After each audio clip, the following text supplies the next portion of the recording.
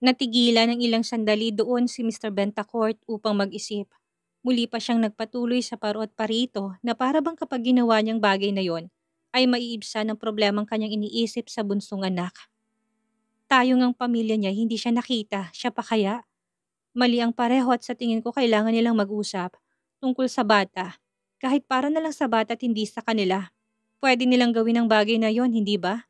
Magkasundo na lang sila kung anong mabuti nilang gawin sa binuo nilang responsibilidad na magkasama. Hindi. Hindi ako papayag na makikipag-usap pa si Nati sa kanya. Halata namang wala siyang interes sa kapatid mo. Bakit ipagtutulakan pa natin siya sa kanya? Kaya nating buhayin ang kapatid mo at ang anak niya. Ibig sabihin lang noon, sa loob ng 2 taong iyon, ni piso o kaunting suporta ay walang nakuhang kapatid mo sa kanya. Matigas na katwiran ni Mr. Bentacourt na nagpaiba ng hilatsa ng mukha ni Nick. Parang ang unfair naman ng ama. Napahinga ng malalim si Nick. Sa point of view niya, paano namang gagawin niya ng governor kung wala nga itong alam? Nagawa na niyang ilabas ang galit niya.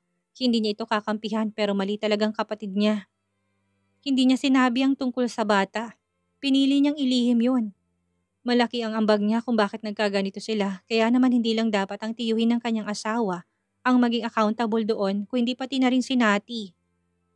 Nagpapatunay lang yun na wala talaga siyang interes sa kapatid mo, Nick. Narinig mo? Naintindihan mo? Patuloy ng kanyang ama na para bang ang lahat ng kanyang mga sinasabi ay tama at mali siya. Dahil kung meron siyang pagmamahal kay Natalia, magiging kagaya mo siya na hindi mapakali hanggat hindi mo malalaman kung nasaan ang asawa mo si Krisa. 2 taon yun, Nick. Matagal din yun na ba? Sabihin na natin na busy siya sa trabaho, sa negosyo, pero imposible na ni minsan na hindi niya maisip na i-check ang kapatid mo. Kung ano nang ginagawa niya sa buhay, hindi yun matatawag na pagmamahal. Napakalabo. Isa pa, matanda na siya. Tumayo na rin si Nicolo upang lumapit na sa harapan ng kanyang ama. Hindi naman siya hindi interesado kay Nati si Governor Barsaludad.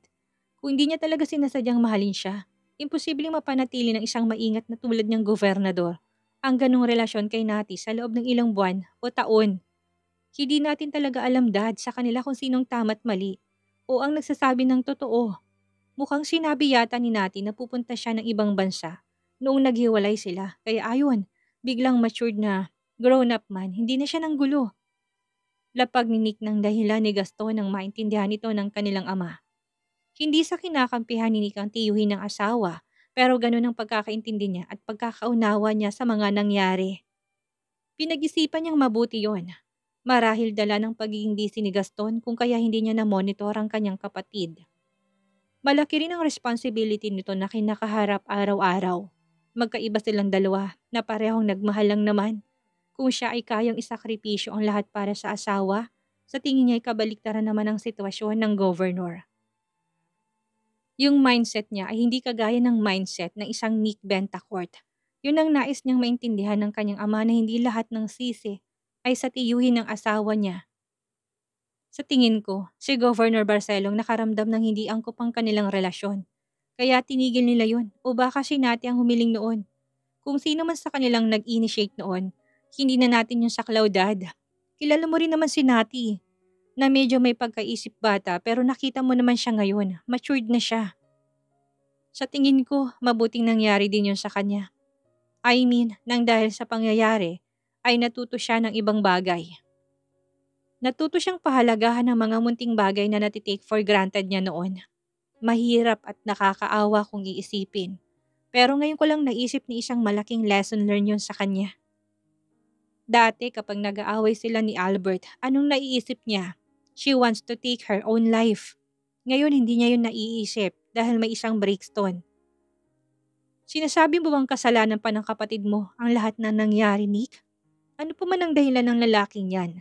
Hindi deserve ng kapatid mo ang maging single mom at solohin ang responsibilidad na dalawa dapat sila ng lalaking yon. Hindi kasalanan ng kapatid mo na nabuntis siya. Kasalanan yun ng governor na mas matanda sa kanya. Hindi deserve ni natin na mag-suffer ng ganong katagal nang siya lang at walang sino mang matatakbuhan. Okay? But this was her choice, Dad. Pinili ni natin na maranasan yon dahil hindi naman natin hawak ang lahat, hindi ba? Umiling lang si Mr. Bentacourt. Hindi pa rin siya kumbinsido sa mga nilatag na dahilan ng panganay niyang anak. Dad, listen to me and get my point. Si Nating hindi nag-reveal ng insistent ni Brixton. Ang anak nila, responsabling tao si Governor Barcelos sa kanyang trabaho at negosyo. At isa pa, matanda nga siya ng 10 taon kay Nati. Sa tingin mo, wala siyang gagawin o pipiliin niyang maging irresponsabling ama kung malalaman niyang tungkol dito? Of course not. Kasiraan yun sa pangalan niya. Overall, si Nati ang may kasalanan na lahat ng ito. Na pwede sanang itama kung una pa lang nalaman niyang buntis siya ay naipaalam niya na sa governor ang lahat ng ito. Nanatiling tahimik si Mr. Bentacourt, pinagninilayan ng mga sinabi ni Nick. Dati akong abogado, and believe me daddy, hindi porket kapatid ko si Nati ay kakampihan ko siya. Lalo kung alam ko namang nasa maling side siya. Oo, galit ako sa ginawa ni Governor Barcelos sa kapatid ko.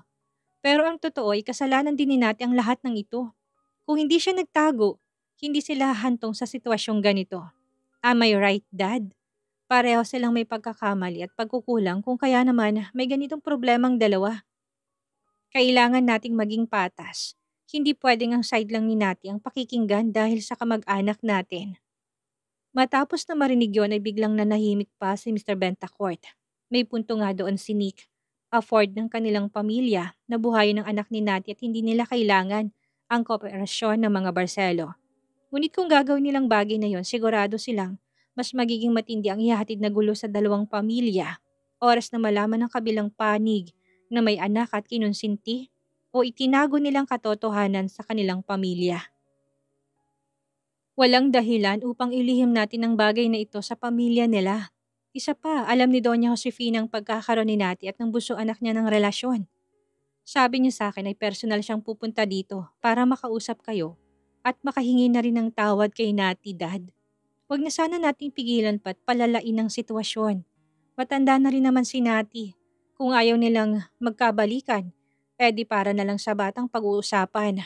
Pwede nilang gawin ang gusto nila bastang mahalaga ay nagbibigay nilang pangangailangan ng bata na magkaroon ng ama at ina kahit hindi sila buo at kahit hanggang magkaroon ng isip si Brixton kung kailan ay kaya niya nang tanggapin na meron siyang hindi buong pamilya.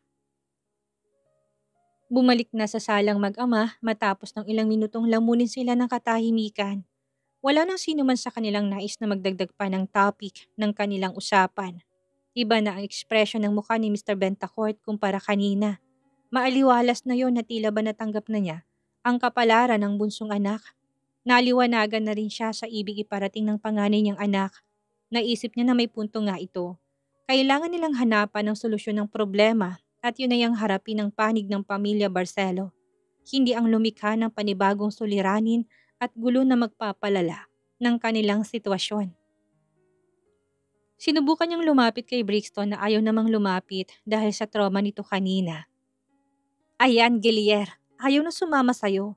Paano ba naman ang lakas ng boses mo kanina? Anang ginang na mahinang natawa sa reaksyon ni Brixton na gano'n na lang ang tanggi sa lolo nito. Ginugol ng pamilya ang kwentuhan ng mga nangyari sa buhay ni Nati. Walang gatol na inamin niya kung anong nangyari sa kanya, kung paano niyang tiniis ang lahat ng iyon nang siya lang, kung paano niya naisipang maging low-key at makibagay sa mababang uri ng tao sa lipunan. Simpleng pamumuhay na paunti-unti niyang na-adapt at nakasanayan hanggang sa dumating ang araw na ipinanganak niya na si Brixton. Hindi lubos maisip ng mga nakikinig sa kanyang kwento. Manghang-mangha sila sa katapangan ni Nati na nakilala nilang napakaarte. Sinong tumulong sa'yo ng mga anak ka na? Si Krisa na titig sa hipag. Yung landlady at yung ilan sa mga nakatira sa kalapit na apartment ko. Hala, buti kinaya mo. Buti safe kayong mag-ina. Siguro kung ako yun, hindi ko kakayanin ng ako lang, lalo na kung lumaki pa ako sa marangyang pamilya. At walang kaalam-alam. Ngumiti lang si Nati, proud na tiningnan ng kanyang anak na nagawa ng kargahin ng ama. Lahat naman ng bagay ay natututunan ng isang tao, Krisa. Tumangutang walang si Krisa na nilingon ng kanyang asawa na bahagyang inihilig ang ulo sa kanyang isang balikat. Ani mo ay naglalambing ito habang nakikinig sa kapatid. Oo nga, ako okay lang sa akin na nangyari yun kay Nati dahil natuto siya. Saka Krisa, hindi mangyayaring bagay na yun sa'yo. Sa tingin mo pababayaan kita.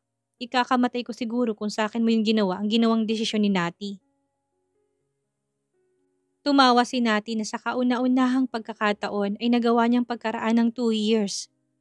Anong nakakatawa, Nati? Sita ni Nick na umayos na ng upo. Abala ng kanilang mga magulang sa pakikipaglaro kay Brixton na nakasalampak na sa sahig. Nakakalat ng mga bagong biling mga laruan doon na agad na pabili ng ginang. Wala, muntik na Kuya Nick. Natatandaan mo nung nagpunta itong si Krisa sa Australia kasamang Tita Vanji. Tinakasan ka niya. Kung hindi ka niya tinawagan, nahanap mo kaya siya? Bulalas niya nagpatigil ng ilang minuto kay Nick. Hindi dahil sa naisip niyang pangyayaring iyon, kung hindi ang tono ng boses ng kapatid ay kagaya ng dating siya. Hindi ba? Nakalimutan mo na? Ang epic kaya nun, dito ka naghahanap sa Pilipinas, Kuya Nick. Tapos nasa Australia naman pala yung hinahanap mo. Lumakas pa ang hagalpak ni Nati. Nag-make face lang si Nick at ayaw patulan ang kapatid. If you dare to run again, Natalia, hindi ako mag-aalinlangan na lumpuhin ka. Banta ni Nick sa kapatid upang muling ibalik dito ang topic. Nagkatawanan lang sila nang dahil sa mga banta ng dating abogado sa kapatid. Sa unang pagkakataon ay muli siyang nagkasama-sama ng dinner sa isang hapag kung saan nagmistula yung malungkot at masayang reunion sa pamilya Bentacourt. Walang pagsidla ng tuwa ang mukha ng mag-asawang Bentacourt habang pinagmamasdan na muli silang makompleto. Matapos sasunduin si Nixa ni Krisa at Nick ay bumalik sila sa mansyon ng mga Bentacourt. Hindi pa naputol ang kanilang usapan doon. Kanya-kanya sila ng pabida ng mga kung ano-anong nangyari after ng 2 taon. Matapos na kumain ay umakyat si Nati sa kanyang dating silid na kung ano ang iniwan noon, yun pa rin ang itsura nito hanggang sa mga sandaling iyon. Walang nagbago at walang ipinagbago dito ang kanyang mga magulang. Pinili niya na doon sila matulog ng kanyang anak. Doon niya ipinadala ang mga gamit nilang dala nang makitang kanyang ina ay malalim na ng bumuntong hininga. Nati, magbihis ka. Sasaklit tayo sa labas upang mamili ng mga kailangan niyong mag-ina. Hindi na tinanggihan pa yun ni Nati na kaagad na tumalima. Si Nixa, Brixton, ang ina, si Krisa at si Nati lang ang lumabas. Naiwan si Nick at ang kanyang ama upang may pag-usapan umano na tungkol sa kanilang negosyo. Binili ng ginang ang lahat ng pangangailangan ng kanyang bunsong anak at apo niya dito. Sa bawat halagang sinuswipe nito sa cashier ng department store. Upang magbayad, hindi mapigilan ni Nati na manghinayang. Hindi naman siya dating ganun, pero mula nang magkaanak ay naging likas na sa kanyang magtipid at isipin ang bawat sintimong kanyang nilulustay at binibitawan. Ma'am, tama na ito. Ang dami na. Sulyap niya sa mga maid na kasama kung saan bitbit nilang napakaraming paper bags ng kanilang mga pinamili. Kinakunot na yun ang noon ng kanyang ina. Hindi naman nananatiling bata si Brixton. Lalaki siya at bukas na bukas, hindi na kaagad kasya. Mahinang natawa lang ang ginang na inihawak ng isang kamay sa braso ni Nati. Ano naman, we can dispose all of those old clothes through charities. Anong pinag-aalala mo? Deserve ng apo kong magsuot ng mga bagong damit. Huwag ka nang kumontra, Natalia. Pero mami, shut up. Uulitin ko, deserve ni Brixton ng mga bagong damit. Ano ka ba? Kung masikip na, pwede naman nating ipamigay. Huwag kang madamot sa anak mo, ha? Pisil pa ng ginang sa isang pisngi ni Nati na napangiwi lang. Ano pang needs ng mga apo ko? Shoes? Come on, dun tayo. Maligayang turo pa ng ginang sa shop na bilihan ng branded shoes. Nagpatiuna na si Mrs. Bentacourt patungo doon. Napailing na lang si Nati. Hayaan mo na si Mommy, siya naman ang gumagastos. Saka minsan lang maging batang mga anak natin, Nati. Ibigay na natin ang deserve nilang clothes at shoes at toys. Kasayahan na nila yan. Tingnan mo kay Nixa, tambak na sa storage ang mga gamit. Hindi ko pa maasikaso kung ipapamigay ba. Paano kung magkakaanak pa ulit kami ng babae? Eh di hindi nabibili kahit na I doubt it na papayag silang ipagamit natin ang mga second hand. Matuto na lang tayong magpasalamat dahil may magulang tayong kagaya nila daddy. Oo nga, pagsang-ayon ni Nati kahit nasa loob niya ay malaking sayang ang ibibili nila. Siguro itatabi ko na lang din at kapag nagkaroon kayo ng anak na lalaki ni Kuya Nick, ipapamana ko na lang yun sa kanya. Siyempre yung maayos pa't hindi naman sira-sira na. Nagkatawanan na lang sila ng hipag na pinili ng sumunod sa ginang na nasa loob ng shop at namimili na ng mga sapatos. Pinagsusukat na niya at pinagpili na rin si Nixa ng gusto. You want the design, Nixa? Yes po, Lola. This one. Bagay to kay Brixton. Turo pa nito sa ibang kulay na gaya ng design. Tama ka, apo. Tanungin natin si Brixton kung gusto niya ito para pareho kayo, ha? Tugon ng ginang. Pinagbastang mabuti ni Nati ang ina na sa paningin niya ay medyo tumanda na. Brixton, you want this one, apo? Nang makabalik ng mansyon mula sa mall si Nati, ay hindi na rin doon nagtagal pang pamilya ni Nick at nagpaalam ang aalis na rin sila upang umuwi ng villa. Pinigilan sila ng kanilang mga magulang ngunit sinabi nilang papasyal na lang ulit sila doon kung kinakailangan. Isang mahigpit na yakap ang iniwan ni Kriza kay Nati nang ihatid nila ito sa may pintuan. Matapos na mawala sa kanilang paningin ay pumasok na sila sa loob ng mansyon. Hinayaan ni Nati na asikasuhin ng mga magulang ang anak na si Brixton, na willing-willy rin naman sa dalawang matandang na mas priority ng anak niya. Huwag mong alalahanin ang anak mo, kami nang bahala sa kanya. Just do what you want. Huwag ka lang lalabas ng mansyon upang mag-bar at iinom ng alak. Makahulog ang biro na rin ng ama niya. Mahinang natawa si Nati. Wala na sa loob niya ang bagay na yon, kumbaga ay graduate na siya sa bagay na yon. Si Brixton nang top priority niya. Kung sakaling iinuman siya, sa mansyon na lang niya yun gagawin. Hindi na rin siya sanay na makihalubilo sa maraming tao. Isa pa, matagal na siyang hindi nagagawang bagay na yon. Sa tagal nga'y parang nakalimutan niya na kung paano siya maglasing. Welcome back, Natalia Bentacourt. Bahagya siyang natawa nang sabihin niya sa tonong estranghero. Sa loob ng 2 taon na masasabi niya na yon, ang pinaka-relaxing na gabi para sa kanya. Wala siyang anumang iniisip na problema. Kung tutuusin nga'y pwede niyang balikan ng dating siya 2 years ago. Pero matapos na maranasan ang mga bagay na yon kasamang kanyang anak, pakiramdam niya ang labong maibalik niyang dating siya. Oo, marahil ay ang katawan niya at dating paraan ng pamumuhay. Ngunit ang mindset niya tungkol sa pera at perspective sa buhay parang hirap na nito.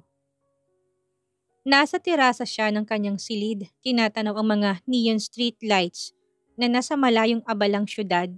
Syudad na galugad niya anumang oras nung dalaga pa siya. Ang isipin na gagawin niya yun ngayon, pakiramdam niya ay napapagod na kagad siya. Hindi pa man siya umaalis ng kanilang mansyon.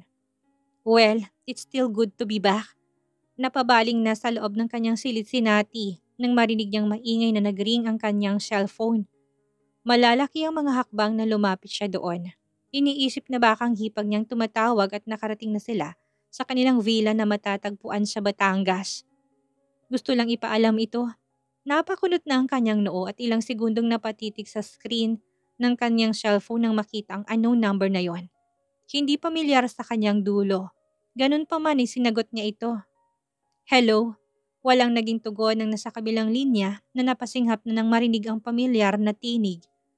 Hello, sino ba to? Iritable ng boses ni Nati sa pagiging tahimik ng tumawag at inistorbo siya. Kung hindi ka pa rin magsasalita, ay ilalagay kita sa blacklist. Hindi nakakatuwa na tatawag ka. Nati ako to. Mahinang tugon nito sa mababa at pareho noong kalmadong tono. Si Gaston. Parang tumigil sa pagtibok ang puso ni Nati nang marinig ang pamilyar na tinig na yon. Hindi lang yun, bigla siyang pinagpawisan ng malamig na tila tumigil din ang pagdaloy ng dugo sa buong katawan. Si Gaston yun, ang ama ng kanyang anak na si Brixton. Ilang beses siyang napalunok laway. Hindi niya inasang makakatanggap siya ng tawag mula sa lalaki. Kumibot-kibot na ang kanyang labi na hindi niya na napigilang mangatal.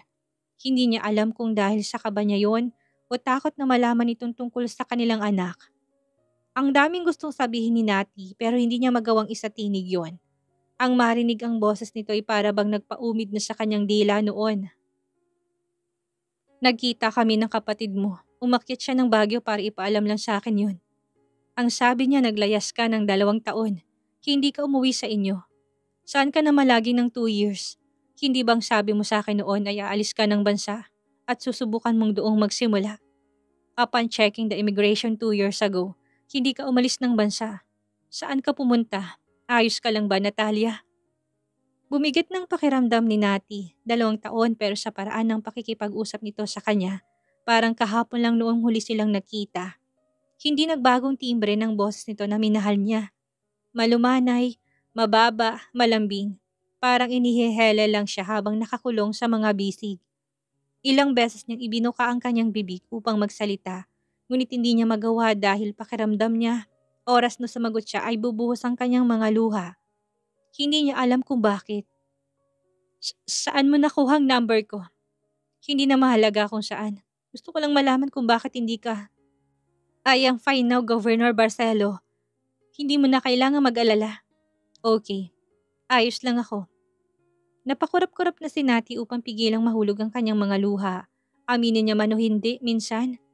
Niniisip na mabuo silang tatlo pero agad niyang sinaway ang sarili. Dahil imposible yung mangyari. Hindi niya na dapat panghangarin dahil walang katuparan ng bagay na ito. Pwede ba tayo magkita? Bumaba ako ng Baguio. Nandito ako ngayon sa dati nating apartment. Parang nabingi si Nati sa kanyang narinig. Dating apartment? Anong ginagawa niya doon ngayon? Bakit ako pupunta dyan? Ayaw na kitang makita. Bakit ako makikipagkita pa sa'yo? Malakas na tanong ni Nati na hindi niya alam sa sarili kung galit ba siya o ano. May bahagi ng kanyang puso't isipan na bumubulong na puntahan ng gobernador kung nasan ito ng mga sandaling iyon. Anong tingin mo sa akin? Uto-uto? Hindi na ako Natalia Bentacourt na nakilala mo noon. Na patay sa'yo at isang sabi mo lang na magkita tayo o puntahan ka. Ay puti ng talampakan na pupunta. Nahigit ni Gaston ng kanyang hininga. Hindi ganong tono ng pakikipag-usap ni Nati ang inaasahan niya. Hindi niya alam kung bakit parang galit na galit ito sa kanya gayong maayos noon silang naghiwalay. Pakiramdam niya na sa 2 taong iyon, sobrang kinamuhian siya nito na hindi niya alam ang tunay na dahilan. Yung tipong parang nag-iwan siya dito ng malalim na sugat na hindi naghilom. What's wrong with meeting you again? Natatandaan ko nung huling kita natin na pareho tayong nag-agree na walang hatred sa bawat isa dahil nagkausap tayo na magiging casual kapag nagkita ulit. Humigpit ang hawak ni Nati sa kanyang phone, pilit na kinakalaban ng bulong ng malanding damdamin. Ilang beses niyang ipinikit at binuksan ang kanyang mga mata na nakatanaw na ulit sa labas. Hindi ako dyan pupunta, kaya wag mo akong hintayin. Narinig mo? Pagkasabi noon ay pinatay na ni Nati ang tawag at inihagis ng phone niya sa ibabaw ng kama. Namalisbis ng kanyang mga luha na kahit anong palis niya ay ayaw tumigil. Nagagalit siya sa kanyang sarili kung bakit sobrang affected niya pa rin gayong 2 taon nang matuling dumaan. Ang marinig ang boses ng gobernador ay para bang nag-renew ang kanyang naramdaman sa lalaki. Magiging ipokrita siya kung itatanggi niya at sasabihin niyang hindi niya namimiss ang pag-aalaga nito. Ang mga late night talks nila, ang mga tagubilin nito, at ang umaalab nilang mga gabing pinagsaluhang dalawa. Okay na ako eh. Okay na kami ni Brixton. Bakit nagparamdam ka na naman kung kailan okay na kami?